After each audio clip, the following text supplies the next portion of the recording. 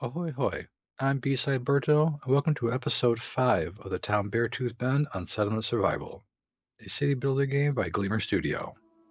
This town of Beartooth Bend is on a small map and is only being built using one marketplace. These episodes of Beartooth Bend will be a series of screenshots of gameplay. Going into this 5th episode, we have a population of 35, and our health and happiness have been pretty bad and have been affecting how things work. Just as I unpaused it, I moved the worker, Miss Alma, from the smithy to the dock so I can move the chicken tears and the jade into the dock so I can trade. There is a merchant ship on the timeline in about a year or so. With all the tools that she had been making, I used 10 of them to transplant one of these big trees. I have a series of big trees all over the small map. I've been waiting to cut them down, so I finally do it, and it will help with the growth of trees in the general area. This episode's first technology point happens, and I use it on sand mining. I need clay and sand from the sand pit for the buildings that I need to have, and I'm kind of already behind in a bunch of buildings. Once Miss Alma is done moving stuff into the dock, I move her to the tailor to help make some rough clothes. And clicking around the homes, I notice I have a bunch of older students in their late teens, so hopefully they will be turned into laborers soon enough. And as winter comes, I'm just kind of sitting around watching stuff, and not a whole lot is going on. I have to wait for this merchant ship to come through, and there are settlers on the timeline now. So a lot of this is just wait and see until something happens.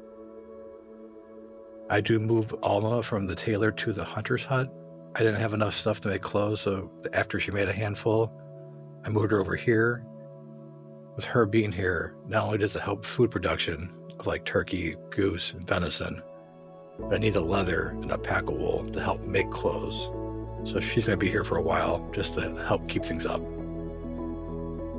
As winter's ending, I do get a livestock, a turkey. As spring hits, I move Alma back into the tailor.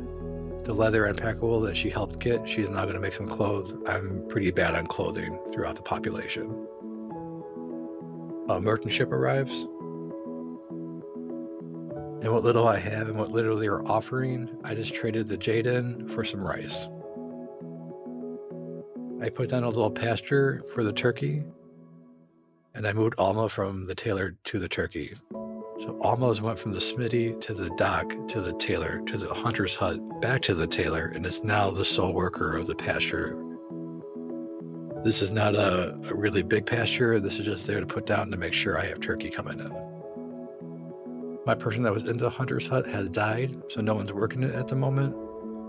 I'm just waiting for these settlers to arrive so I can start putting people back in here and other places.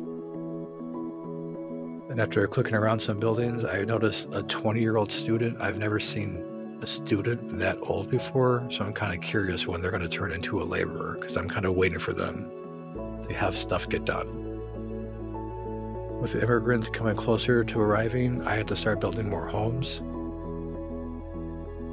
So I began putting down more homes in the general area.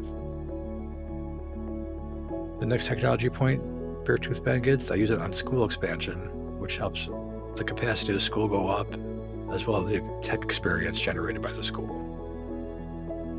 And then when I was clicking around, I don't go into these sub-menus, these sub-screens that often, but I probably should, because there is a thing on the second half here that shows the education percent, how close they are to being graduated. The immigrants arrive, and we accept all 11 of them. I put 2 in the hunter's hut, put 1 in the smithy, 1 in the latrine, which has been vacant for a while. I put 1 person in the chapel, which also has been vacant for a while. And with 8 laborers now in tow, I clear out large swaths of land. I did put down another standard farm with oats. I wanted to keep it small to make sure it can be completely harvested. Once my food gets balanced, I will eventually go back to this bigger farm. I put down a sand pit next to the storage yard on the river. I will go back and forth between sand and clay to keep an inventory of both. And that's why I paused it to close off this episode. We could take a look around and see how things are developing here.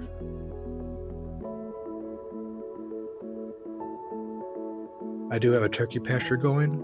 It's not going to be the permanent home for it, but I needed to put it down just to get something going. We're about halfway to capacity with the turkey, so once we hit that, turkey as a food will start coming into the rotation. Put on a small farm for oat seeds, which will help out with food. And we had just put down a sand pit.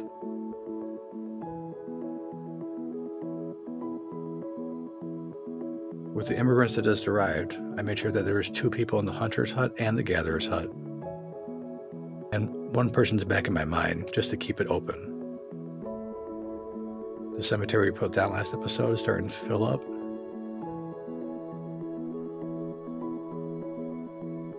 We had put down a bunch of new homes when the settlers arrived. We still have 2 that are completely vacant. As we close off this episode, we are at 56 population, and our health and happiness are still on the low side. We were able to put people back into the chapel and the latrine, both which sat completely empty for most of this build. Some of the technologies I would try to be getting in the next episode or 2. I need the reservoir for my water, the apiary for the beehives, and I need to start getting more stuff in the processing category, whether it be salt making, food processing, or a mill. This is a chart for the last 5 years of food. I'm in the back end of year 10 at the moment. You can see how much I struggled early on. I ended up buying 1,000 venison from a merchant ship, which carried me over, but now I'm going back on a downward trend. So to make sure I balance off my food, the turkey should be coming in soon, and I do have another standard farm that I could use. And I will be transferring to the big farm, hopefully in the next episode or 2. There is a possible weather event happening with a merchant ship coming right on the other side of it, right before winter time. Thanks for watching this episode of Beartooth Bend. Hopefully you stay tuned for next episode where you can see how much I can expand now that I actually have a handful of laborers. Take care and have a good one.